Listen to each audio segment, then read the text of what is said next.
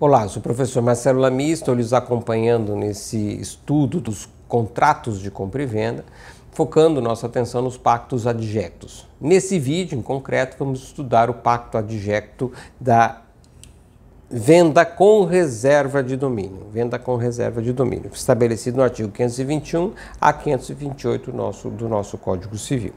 Então, vejamos, o que é o pacto adjecto com reserva de domínio? A possibilidade de você vender coisa móvel, veja, não é imóvel, é coisa móvel, reservando o vendedor para si a propriedade, o domínio, reserva de domínio, reserva de propriedade, até que o preço seja integralmente pago. Há que se observar o seguinte, por que se estabelece isso? Por que esse pacto é diferente? Porque, como regra, artigo 1267 do nosso Código Civil, a propriedade das coisas móveis, ela se transfere para o novo titular quando numa operação negocial se faz a entrega, a tradição. Então, 1267 estabelece, não é ato natural e automático do contrato de compra e venda a transferência do domínio. O ato natural e automático do contrato de compra e venda é a assunção da obrigação de transferir a propriedade, de entregar e de transferir a propriedade. Mas é um ato futuro, fato consequente, posterior ao contrato de compra e venda, que é o ato da entrega, que já faz parte da execução do contrato, que efetivamente transfere o domínio. Então, como regra geral, 1267, quando se entrega uma coisa, se transfere o domínio. Acontece que eu posso estabelecer uma exceção a essa regra imperativa. Essa regra imperativa não pode ser excepcionada pelas partes, pela autonomia das partes. A regra do 1267 é imperativa, mas, no entanto, a própria lei pode estabelecer uma regra, uma exceção à regra imperativa. Foi isso que foi feito no artigo 521 e seguintes, uma exceção à regra imperativa. A tradição, normalmente, transfere o domínio. No entanto, eu posso estabelecer em cláusula contratual, porque a lei autorizou, que a transferência do domínio da propriedade ficará postergada para o término do pagamento. Somente quando terminar o pagamento que se efetivará a transferência da propriedade. É essa que é a ideia do pacto adjecto com reserva de domínio.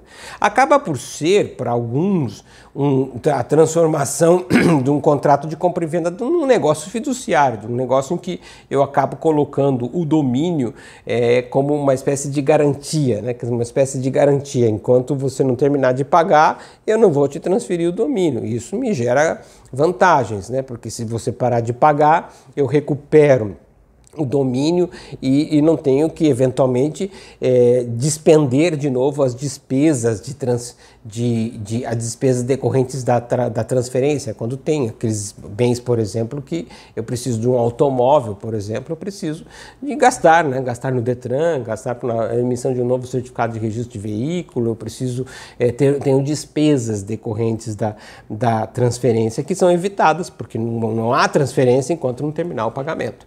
Então, a venda com reserva de domínio é uma forma também de se estabelecer uma garantia para um negócio. Para outros autores, não. Para outros autores, o pacto adjecto de reserva de domínio, na prática, não afeta em nada a compra e venda, porque a compra e venda não tem o efeito natural da transferência do domínio. O efeito natural da transferência do domínio se dá pelo ato de tradição. Então, é um pacto que afeta não o contrato de compra e venda, mas sim o ato posterior da tradição. Então, o ato posterior regrado por lei da tradição fica afetado nos seus efeitos naturais. Os efeitos naturais ficam postergados para o término do pagamento.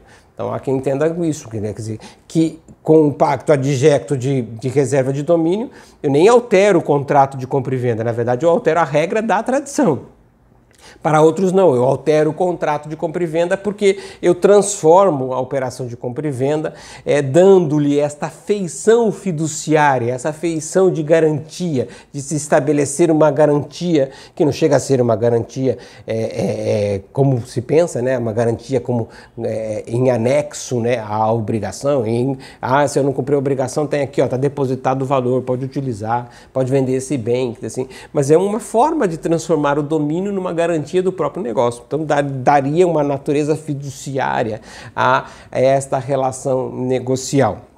Há várias explicações, portanto, com relação a... Ou então, como explica Agostinho, por exemplo, Alvim explica de que com esta operação nós estaríamos transformando o pagamento em condição suspensiva.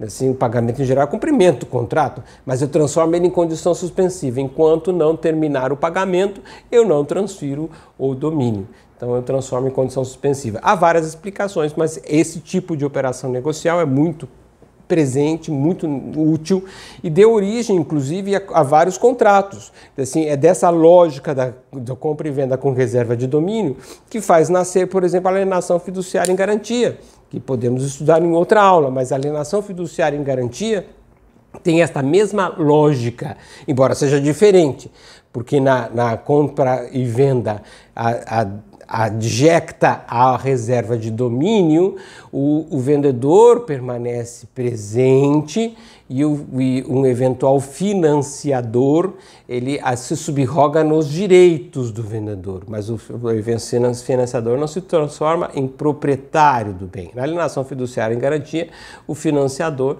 adquire a propriedade. Mas esse tipo de discussão é melhor que tenhamos quando estudarmos a alienação fiduciária em garantia. Também é muito parecido com este tipo de contrato de compra e venda com reserva de domínio, o contrato de leasing ou arrendamento mercantil. Porque especialmente quando se faz a opção de compra antecipada, especialmente quando se faz a opção de compra antecipada. Quando se deixa a opção de compra lá para o final do leasing, nem tanto, não se assemelha tanto, mas quando se faz antecipada é muito parecido o instituto. Mas também é diferente, porque no leasing nós temos também uma relação complexa que pode envolver serviços de manutenção, que pode envolver taxas de locação, envolve taxa de locação no leasing, e que não acontecerá na reserva de domínio. Isso também estudaremos em aulas futuras, ao estudarmos o leasing ou arrendamento mercantil. Aqui na reserva de domínio é importante que a gente destaque algumas das suas regras. A primeira regra é que torna a propriedade do comprador, só se adquire depois do pagamento do preço. Então a propriedade do comprador fica postergada, não acontece pela tradição, acontece com o pagamento do preço. Tem de ser estipulada por escrito. Não se admite esse pacto de reserva de domínio verbal, tem que ser estipulado por escrito. E para que tenha validade perante terceiros, há que se levar a registro em cartório. Este registro de cartório será o registro de títulos e documentos, né? Se nós estamos falando de coisa móvel, não de registro de imóveis, né? Então, registro de títulos e documentos. Deve-se este pacto adjecto para que tenha conhecimento de terceiros. Não pode ser objeto de compra e venda com reserva de domínio se o objeto é fungível, absolutamente fungível, ou se ele não é possível, mesmo que seja fungível, é possível a reserva de domínio se houver apesar dele ser fungível, características individualizadoras. Eu consigo identificar que este objeto, apesar de ser fungível, tem características individualizadoras. Eu exemplifico, quer dizer, um automóvel que eu compro tem 3.000 iguais no pátio, mas este automóvel tem um chassi. E esse chassi o identifica e o diferencia de todos os demais. Então ele tem, apesar da fungibilidade, uma possibilidade de identificação singular. E isso então permite a reserva de domínio. A transferência da propriedade se dá no momento do pagamento do preço final, ou seja, terminou de pagar o preço, está transferida a propriedade. No entanto, o risco sobre a coisa transfere-se do vendedor para o comprador com a tradição. Então, a tradição posterga a transferência da propriedade, mas não posterga a transferência do risco sobre a coisa. Há uma regra importantíssima para a reserva de domínio. Veja, por mais que uma pessoa se torne inadimplente num contrato de compra e venda e se torne automaticamente embora, se ele não cumpriu aquela data aprazada no contrato fixo, se o preço está certo, líquido, está determinado o prazo do pagamento e não pagou em dia, não pagou em dia, já entrou em mora o comprador. Mas essa mora já dá dever de pagar juros moratórios, já está em mora o comprador. No entanto, para o exercício do direito de reserva de domínio, de recuperar o domínio porque a pessoa não pagou, é preciso notificar ou protestar o título em cartório, o que implica numa intimação da pessoa para que ela responda por aquela dívida, senão se consolida o protesto, ou fazer uma interpelação judicial. Ou seja, não se aceita a mora automática para efeitos de reserva de domínio. Para efeitos de reserva de domínio é preciso buscar a interpelação judicial ou o protesto do título.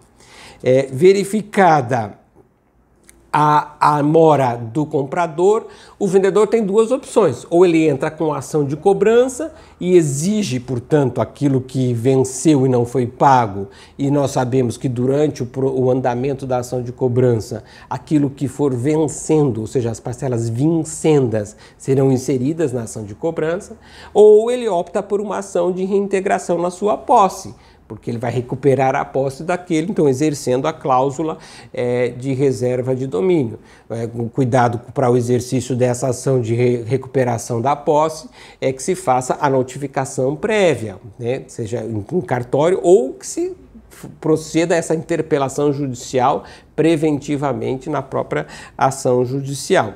Na segunda hipótese, uma vez exercida compulsoriamente o retorno do bem para o patrimônio do vendedor, o vendedor devolverá o valor recebido até então, descontando aquilo que foi despesa decorrente do contrato, as despesas que teve e as despesas que teve em decorrência de ter de exercer judicialmente, ou seja, vai incluir inclusive os honorários advocatícios, então ele desconta e devolve aquilo que for excedente aos prejuízos. No entanto, se o que pagou o comprador for insuficiente para arcar com as dívidas, com essas despesas, poderá prosseguir a ação de recuperação da posse como ação de cobrança. Então é possível um pedido cumulativo de cobrança nessa ação de recuperação da posse.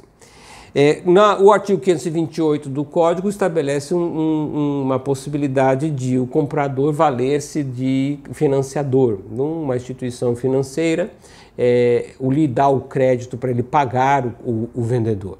Se este pagamento do vendedor se fizer em único ato, ou um pagamento à vista, o vendedor, em regra, sai da operação negocial, mas pelo artigo 528 entra no lugar do vendedor o financiador. Então o financiador se subroga na posição, há uma cessão contratual e ele se subroga na posição de titular desse direito de reserva de domínio. Ou seja, ele financiará e a transferência do domínio se dará só realmente no término do pagamento. No entanto, se o pagamento do financiador também for parcelado para o vendedor permanece na relação e os dois acabam ocupando a mesma posição contratual e ambos sendo solidariamente titulares desse direito de reserva de domínio. Então, faz um desenho muito interessante, esse desenho com a instituição financeira, e é esse desenho do artigo 528 que dá origem aos institutos da alienação fiduciária, especialmente da alienação fiduciária em garantia. Portanto, ali temos um vínculo diferente, porque no contrato de reserva de domínio a titularidade não se transfere da propriedade, não se transfere para o financiador, enquanto que na alienação fiduciária, sim. É importante se ressalva apenas que o 528 se refere especificamente a instituições do sistema financeiro, ou seja, autorizadas pelo Banco Central a funcionar, e assim eles integrarão esta relação e passarão a titularizar o direito de reserva de domínio, a cláusula que lhe possibilita recuperar o domínio do comprador inadimplente. Até a próxima aula.